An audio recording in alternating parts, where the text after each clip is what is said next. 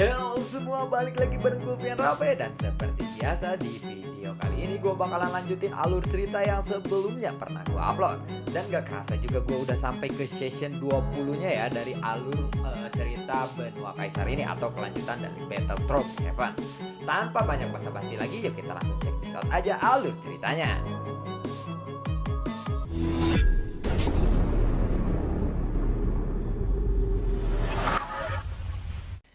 Di episode sebelumnya, Xiaoyan yang menyerang benua Dewa Dara, saat ini dia telah bertemu dengan Lian Sanqi. Dan ketika Xiaoyan berhadapan dengan Lian Sanqi, Lian Sanqi pun lalu berkata, tunggu dulu tuan, aku ingin mendiskusikan sesuatu dengan Anda, ucap dari Lian Sanqi. Sudah jelas bahwa Lian Sanqi menilai bahwa musuhnya kali ini benar-benar terlalu kuat dan di luar dugaannya. Ketika kamu membunuh banyak orang di benua Dodi, apakah kamu membahasnya terlebih dahulu? Tanya dari Xiaoyan. Buar, jutaan bintang King Hai pun lalu meledak di belakang Xiaoyan. Betapa megahnya 1 juta bintang King Hai bagi mereka yang melihatnya. Karena kekuatan Lian Sanqi sendiri baru saja mencapai tahap menengah fighting god bintang kedua. Dan bintang King Hai-nya hanya mencapai 40.000 saja. Sebagai perbandingan, bintang King Hai milik Xiaoyan tentu saja akan tampak sangat megah dan sangat luas. Dua pria botak dan juga King Yusuan, pemimpin wanita Kuil Leyang, yang melihat adegan ini langsung tercengang di tempat. Karena kekuatan mereka bertiga hanyalah berada di tahap akhir fighting god bintang 1 saja. Memang setelah mampu menembus fighting god, mereka sudah cukup kuat di tempat mereka sendiri. Tetapi mereka mungkin belum pernah meninggalkan Kuil Leyang selama ini. Artinya, mereka tidak pernah melihat seseorang yang begitu kuat seperti Xiaoyan di dunia menengah ini. Sosok Xiaoyan pun langsung melesat. Di bawah tekanan yang kuat, sosok keempat orang yang menyerang Xiaoyan sebelumnya hanya bisa terdiam saja. Mereka benar-benar tidak memiliki cara untuk menghindar karena kecepatan Xiaoyan yang terlalu cepat. Saat ini, Xiaoyan sudah tidak banyak berbicara omong kosong lagi, terutama kepada kedua pria botak itu yang benar-benar menjengkelkan bagi Xiaoyan. Buar, Xiaoyan pun lalu menendang dan menampar kedua tinju api kepada mereka. Dan ledakan yang kuat pun terjadi. Kedua sosok itu pun meledak secara langsung dan berubah menjadi abu. Kekuatan semacam ini benar-benar membuat semua orang terkejut. Orang-orang dari benua Daudi langsung bersorak-sorai karena kegembiraan. Pada saat ini, Xiaoyan melayang di udara. Saat ini, senyum Lian Sanqi pun benar-benar menghilang. Dan King Yusuan yang arogan pun juga menjadi pucat. Mereka hanya bisa memandangi lautan bintang King Hai yang begitu megah di belakang Xiaoyan. Meskipun King Yusuan lebih kuat daripada kedua pria botak itu yang telah dibunuh oleh Xiaoyan, namun dalam kekuatan fisik, kedua pria botak itu lebih kuat daripada King Yusuan. Namun meskipun demikian, mereka tidak bisa menahan pukulan dari Xiaoyan. King Yusuan pun segera berkeringat dingin setelah itu. Kali ini Xiaoyan tidak menyerang lagi. Dan dia tentu saja itu bukan karena King Yusuan seorang wanita, namun karena Xiaoyan sekarang tidak suka membunuh dengan cara membabi buta. Adapun kenapa Xiaoyan membunuh kedua pria botak itu, karena mereka berdua benar-benar menjengkelkan bagi Xiaoyan dan mempengaruhi suasana hati Xiaoyan saat ini. Tatapan Xiaoyan kali ini terkunci kepada Lian Sanqi, dan sosoknya pun perlahan mendekat kepada Lian Sanqi. Saat ini, wajah Lian Sanqi pun dipenuhi dengan keringat dingin. Dan dia tidak punya niat untuk bertarung lagi, karena dia tahu bahwa meskipun dia membakar hidup dan jiwanya untuk menekankan atau meningkatkan kekuatannya, dia tidak akan bisa untuk mengimbangi Xiaoyan atau bisa menang melawan Xiaoyan. Sebagai fighting god, dia jelas memahami kesenjangan kekuatan yang terlalu jauh ini. Tuan, bukankah Anda kesini hanya untuk mencari keadilan di benua Dodi? Kuil Leyang bersedia menyerahkan setengah dari sumber daya yang kami miliki untuk benua Dodi. Dan posisi dunia kelas menengah juga kami akan serahkan kepada benua Dodi. Tolong ampuni kami kali ini, ucap dari Lian Sanqi. Kamu pasti mengerti bahwa segala sesuatu memiliki sebab akibat, bukan? Aku ingin lebih dari setengah sumber daya Kuil Leyang. Lagi pula, itu semua juga milik benua Dodi pada awalnya. Seharusnya kamu malu berkata seperti itu di depanku, ucap dari saya. Senior, kali ini saja kami mohon ampuni kami, ucap dari Lian Sanqi. Tetapi pada saat ini, di suatu tempat di kuil Leyang yang tertutup dengan awan yang sangat gelap, ada petir yang terus-menerus menyambar. Dan di dasar air petir ini tidak berhenti bergemuruh dan ada sosok yang indah sedang duduk di sana. Sosok itu tiba-tiba membuka matanya. Saat dia membuka matanya, ada petir yang tidak terhitung jumlahnya dari awan yang terus menyambar dengan deras. Ter, ter, buar, buar. Detik-detik berikutnya, sosok itu pun berubah menjadi petir dan melesat ke udara. Spring! Guncangan petir pun terus menembus langit. Dan sosok ini muncul secara tiba-tiba di samping Liang Sanqi. Sosok itu terlihat tinggi dan ramping. Dan kilatan petir di matanya sangatlah indah. Dan dia menggunakan gaun putih. Apa yang telah terjadi di sini? Ucap dari sosok itu. Ketika dia bertanya, dia menatap ke arah Xiaoyan. Pada saat ini, tatapan Xiaoyan juga mengarah kepada sosok wanita itu. Senior, dia ingin menghancurkan kuil Leyang, ucap dari Liang Sanqi sambil menundukkan kepalanya. Bahkan, Liang Sanqi sekalipun tidak berani untuk melihat wajah wanita itu. Haruskah aku bunuh dia? Ucap dari wanita itu. Aku rasa lebih baik seperti itu, ucap dari Liang Sanqi kepada wanita itu. Sebenarnya, Liang Sanqi sangat gembira ketika mendengar kata-kata itu. Karena dia tahu bahwa kekuatan wanita di sampingnya ini sangatlah kuat. Meskipun wanita ini tidak mengungkapkan sumber gasnya, dan kekuatan tekanan yang keluar dari tubuh wanita ini tidak lebih lemah daripada Xiaoyan. Jadi Liang Sanqi yakin bahwa wanita ini bisa mengalahkan Xiaoyan. Tetapi tepat ketika Liang Sanqi merasa senang, tiba-tiba Xiaoyan berbicara. Bunuh saja dia, ucap dari Xiaoyan. Ternyata wanita itu tidak bertanya kepada Liang Sanqi, tetapi bertanya kepada Xiaoyan. Liang Sanqi pun belum sempat bereaksi, tiba-tiba ada suara petir yang terdengar di telinganya. Dan seluruh tubuhnya pun langsung menjadi kaku. Ter, buar. Tunggu dulu. Jangan hancurkan kepala dan jiwanya, karena aku ingin membungkusnya sebagai hadiah untuk seniorku, ucap dari Xiaoyan. Senior, kenapa Anda malah ingin membunuhku? Tanya dari Liang Sanqi kepada wanita itu. Liang Sanqi benar-benar bingung, karena selama berabad-abad ini, kuil Leyang telah menyumbangkan sumber dayanya yang tidak terhitung kepada wanita itu. Tetapi pada akhirnya wanita itu malah ingin membunuh Liang Sanqi. Leiji, cepatlah, selesaikan dia, ucap dari Xiaoyan. Dan ternyata sosok wanita itu adalah Leiji. Leiji yang menghilang ketika Xiaoyan meninggalkan hukuman para dewa. Ternyata Xiaoyan berhasil menemukan Leiji ada di sini. Xiaoyan menghela napas lega ketika dia melihat kemunculan Leiji ini. Jelas bahwa orang-orang yang dia bawa keluar dari tanah hukuman para dewa tidak menghilang oleh kekuatan yang tidak dapat dijelaskan seperti dewa asli. Dan tubuh dewa asli pun ikut menghilang waktu itu. Leiji pun lalu mengangguk. Buar, tubuh Liang Sanqi pun langsung meledak. Tetapi kepalanya tetap utuh dan jiwanya segera muncul. Dia ingin melarikan diri, tetapi Xiaoyan segera mengangkat lengannya. Dan sebuah kekuatan langsung menahan jiwa Liang Sanqi. Kenapa ini bisa terjadi? Ucap dari jiwa Liang Sanqi. Meskipun Liang Sanqi telah mati, pertempuran di antara 200.000 pasukan elit dunia Dewa Dara dan pasukan kuil Leyang masih belum berakhir. Karena jumlah pasukan kuil Leyang telah meningkat dari waktu ke waktu selama pertempuran ini berlangsung. Dan 200.000 pasukan dunia Dewa Dara telah benar-benar tersudutkan. Apakah kamu akan membiarkan pertempuran itu terjadi? Tanya dari Leiji kepada Xiaoyan saat menatap pertempuran sengit di bawahnya. Biarkan saja. Lagi pula aku ingin bertanya berapa banyak kekuatan yang telah kamu pulihkan sekarang. Tanya dari Xiaoyan. Entahlah, aku kan datang dari dunia luar. Tampaknya kekuatanku juga telah diblokir oleh dunia Senki.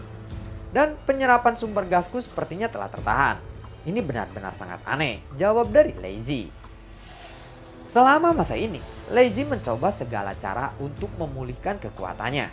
Tetapi kecepatan penyerapan sumber gasnya sangatlah lambat. Sehingga dalam 1000 tahun ini, lautan bintang Qinghai juga baru saja melampaui 1 juta saja. Leiji pernah menjadi seseorang petarung berkekuatan immortality. Setelah dia kembali ke dunia Senki, dia seperti ditolak oleh dunia ini. Dan kekuatannya sangat lambat untuk pulih. Namun, ini tidak bisa dihindari.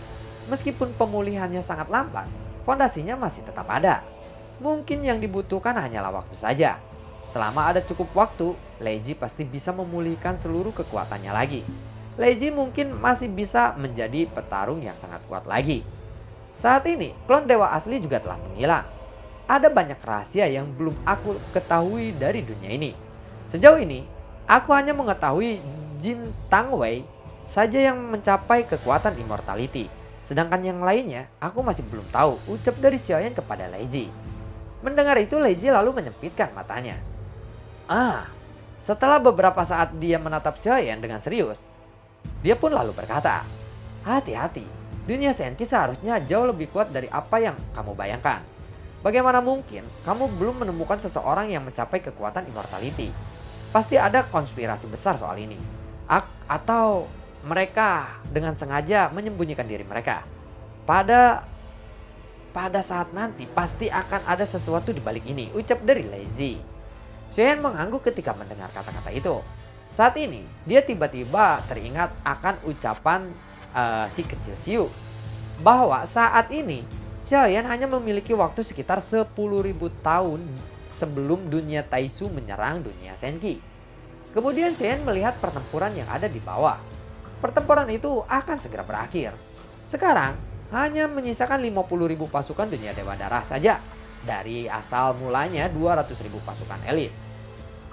Dan dari 50.000 orang ini termasuk dengan beberapa leluhur dunia Dewa Darah, mereka pun terlihat tersudutkan. Bisakah kamu membunuh setengahnya saja? Pasukan Kui Leyang ini sepertinya terlalu banyak, ucap dari saya. Mendengar itu Lei Zi pun lalu mengangguk. Sekarang Lei Zi telah ditemukan. Lei Zi secara alami menjadi algojo nomor 1 bagi Xiaoyan. Lei Zi pun segera mengangkat lengannya dan kilatan petir pun mulai menyambar. Kilatan petir ini hanya setebal lengan saja, tetapi kecepatannya sangatlah cepat.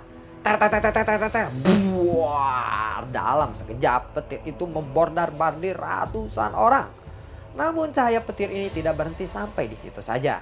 Tetapi petir itu dengan cepat berpindah-pindah dari banyak sosok ke sosok yang lainnya dari pasukan Kui Leyang. Buar. Dalam waktu beberapa detik saja, petir itu telah memusnahkan puluhan ribu orang.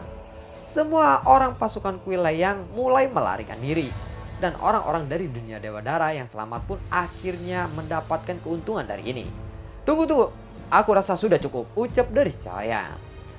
Mendengar itu Lei Zi pun lalu mengangkat lengannya lagi. Dan sambaran petir itu pun langsung berhenti membunuh orang-orang Kui Leyang. Sekarang keadaannya telah imbang kembali.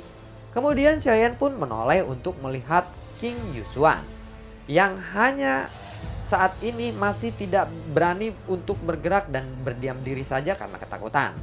Karena Kui Leyang hanya memiliki 4 fighting god sebelumnya. Dan sekarang tinggal tersisa King Yusuan saja. Dan Xiaoyan sudah membunuh 3 dari 4 fighting god ini. Dan sekarang hanya dia saja yang tersisa. Apakah kamu masih ingin tetap hidup? Tanya dari Xiaoyan kepada King Yusuan. King Yusuan lalu mengangguk dengan bergetar hebat. Mulai sekarang, kamu akan menjadi penguasa Kui Leyang. Aku bisa menyelamatkan hidupmu. Tetapi setiap 500 tahun sekali, kamu harus memberikan 50 juta pil sumber gas untuk benua Dodi. Dan kamu harus melakukan itu selama 500.000 tahun, ucap dari saya. King Yusuan pun sedikit membeku ketika dia mendengar kata-kata itu. Dan dia berpikir bahwa Xiaoyan akan membunuh mereka semua. Dan dia tidak menyangka bahwa Xiaoyan akan memberikan persyaratan seperti itu sebagai pengampunannya. Tetapi untuk menjadi tempat yang berada di dunia menengah, jelas ini di luar jangkauan benua Dodi saat ini. Namun dengan berjalannya waktu, benua Dodi pasti akan pantas berada di dunia tengah. Persyaratan yang Xiaoyan ajukan ini mungkin tampak sangat tidak adil. Tetapi pada kenyataannya, semuanya memang terlihat tidak pernah adil dalam kehidupan ini. Ini adalah hukum yang berjalan di dunia. Yang kuat akan tetap hidup dan yang lemah akan mati. Dan kelangsungan hidup yang kuat adalah hukuman abadi di dunia ini. Berikan saja darah dan jiwamu kepadaku. Jika kamu tidak mengirim pil sumber gas selama 500 tahun ke depan, kamu akan rasakan sendiri akibatnya, ucap dari Xiaoyan kepada King Yuan Sanqi. Lalu King Yuan pun tidak bisa bereaksi apa-apa, tetapi dia tidak berani mengabaikan perintah Xiaoyan kali ini. Lalu dia pun segera memberikan darah esensi jiwanya kepada Xiaoyan. 50 juta pil sumber gas abadi bukanlah jumlah yang kecil untuk Kui Leyang. namun itu masih berada dalam jangkauan kuil Leyang. Itu pasti akan membuat sumber gas mereka menjadi semakin langka di sini. Namun, itu lebih baik daripada seluruh dunia ini dihancurkan. Setelah menerima darah dan jiwa King Yusuan, Xiaoyan pun langsung memandang ke arah orang-orang dari dunia Dewa Darah. Sekarang mereka hanya tersisa 50.000 orang saja. Dan Xiaoyan tidak berniat untuk terus menyiksa mereka. Kamu bisa selamat dengan kemampuan sendiri. Jadi aku tidak akan menyiksa kalian lagi. Tetapi kalian juga harus ingat bahwa kalian harus mengabdi kepada benua Dodi selama 500.000 tahun ke depan. Jika tidak, aku akan mendatangi kalian semua dan menyelesaikan ini secara langsung, ucap dari Xiaoyan kepada orang-orang dari dunia Dewa Darah. Mendengar itu, beberapa leluhur dari dunia Dewa Darah pun segera mengepalkan tangan mereka dan memberikan hormat kepada Xiaoyan. Baiklah, ayo kita pergi sekarang, kita kembali, ucap dari Xiaoyan. Setelah berbicara seperti itu, dia juga membawa Lezi ke dalam kapalnya. Pada saat semua orang benua Dodi bersorak, mengeluarkan kegembiraan mereka, dalam sorak-sorai kegembiraan ini, kapal Interpid pun langsung berubah dan melayang menghilang di langit di atas kuil Leyang. Kekalahan kuil Leyang kali ini juga sangat memukul kuil Leyang. Pertempuran ini tidak hanya memusnahkan ratusan ribu orang kuat dari kuil Leyang. Bahkan sekarang hanya ada King Yusuan saja dan satu fighting god yang tersisa di kuil Leyang. Saat rombongan Xiaoyan sudah pergi, orang-orang dari dunia Dewa Darah yang tidak dibawa oleh Xiaoyan, mereka hanya bisa menunggu dengan sabar. Karena mereka tidak memiliki kapal, jadi mereka hanya menunggu dunia Dewa Darah mengirimkan kapal untuk menjemput mereka. Dalam hal ini, King Yusuan juga tidak mengambil tindakan terhadap para orang-orang dari dunia Dewa Darah. Bagaimanapun juga, leluhur dari dunia Dewa Darah ini adalah seseorang fighting god. Dan dengan kondisi saat ini mereka tidak terus perlu bertarung satu sama lainnya. Rombongan Xiaoyan juga mengendarai kapal Interpid yang sangat cepat kali ini. Dan mereka kembali ke benua Dodi hanya dalam waktu 1 tahun saja. Kembalinya Xiaoyan ke benua Dodi ini memberikan tanda bahwa krisis benua Dodi akan berakhir. Bahkan jika Xiaoyan meninggalkan benua Dodi pun, dia akan menjadi legenda yang selalu menyebar di benua ini. Tentu saja bagi Xiaoyan semua ini tidaklah penting. Semua yang dilakukan Xiaoyan ini hanya untuk menunjukkan bahwa dia sangat mencintai benua Dodi. Dan Xiaoyan sudah bersumpah untuk melindungi benua ini. Kemudian Xiaoyan pun segera menyerahkan kepala Liang Shanqi kepada Xiao Hutiang. Awalnya dia bermain catur seorang diri, tetapi sekarang ada sebuah kepala yang menemani permainan caturnya. Setelah menyelesaikan masalah ini, Xiaoyan pun menyuruh Lezi untuk tetap tinggal di aula Xiao untuk sementara waktu, dan Xiaoyan sendiri akan pergi ke benua Doqi. Seiring dengan berjalannya waktu, keluarga Xiao saat ini juga semakin memiliki banyak anggota. Dan pembangunan aula klan Xiao juga sangatlah pesat. Dan pemimpin klan Xiao juga bukan lagi Xiao Ding, namun pria kecil itu yang banyak kerabatnya yang telah meninggal. Tetapi dia tidak pernah kembali ke sini, ucap dari Zukun saat memikirkan Xiaoyan ini. Tidak lama kemudian Xiaoyan pun muncul di benua Doqi. Kemudian Xiaoyan mendatangi aula Xiao. Setelah Xiaoyan menyembunyikan napas atau kekuatannya, bahkan jika ada seseorang yang terbang melewatinya, aura Xiaoyan ini tidak akan bisa dirasakan olehnya. Bagaimanapun, Xiaoyan sekarang adalah berada di level yang berbeda dengan orang-orang yang berada di benua Doqi dan jauh sekali levelnya. Xiaoyan saat ini sedang melayang di atas aula klan Xiao. Dia sangat terkejut karena dia tidak bisa merasakan aura ayahnya dan saudara laki-lakinya kali ini. Dan pada saat yang sama, kekuatan jiwa Xiaoyan pun langsung menyebar. Tidak lama kemudian, tatapannya terpaku kepada markas klan naga kuno Taisu. Kemudian Xiaoyan pun menghilang dalam sekejap. Dan detik-detik berikutnya, dia pun sampai di sebuah area terlarang yaitu markas naga kuno Taisu. Pada saat ini, Zukun sedang memegang sebuah gelas berisi anggur. Dan ada beberapa botol anggur kosong di depannya. Ini menandakan bahwa dia sedang mabuk. Apakah ayahku telah meninggal? Tanya dari Xiaoyan yang tiba-tiba muncul di sana. Hei, kamu pria kecil, kamu baru saja kembali. Zukun pun menendang pantat Xiaoyan dengan sangat keras. Prak, buk. Xiaoyan pun lalu tersungkur. Aduh senior Zuko, aku benar-benar minta maaf jika aku mengagetkanmu kali ini. Lalu bagaimana kelanjutan ceritanya? Apakah benar ayahnya Xiaoyan dan keluarganya itu telah meninggal ya ketika Xiaoyan kembali ke benua Doki? Dan nantikan video gue berikutnya dan semoga sehat selalu untuk kalian. Bagi kalian yang ingin nonton atau menyaksikan live ya sebelum gua upload videonya, kalian bisa cek aja kalau misalkan skripnya ada. Gua bakalan nemenin kalian di sebelum buka puasa atau masa-masa ngabuburit kalian. Bagi yang kalian yang tidak keluar kemana-mana dan apalagi kayak gue yang nggak punya duit buat beli takjil ya, kita nonton buat dengerin alur cerita live aja dari gua. Dan setelah tarawih ya insya Allah ya, kalau skripnya emang memadai. Jika skripnya kurang maka salah satu dari waktu itu, misalkan pas buka puasa aja atau setelah tarawih, atau ada yang punya usul misalkan abis atau menunggu sahur gitu, sambil nunggu sahur boleh-boleh aja.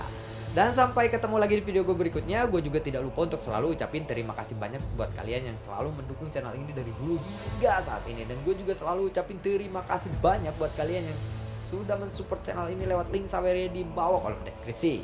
Sampai ketemu lagi di video gue berikutnya. Assalamualaikum dan sampai jumpa. Dadah.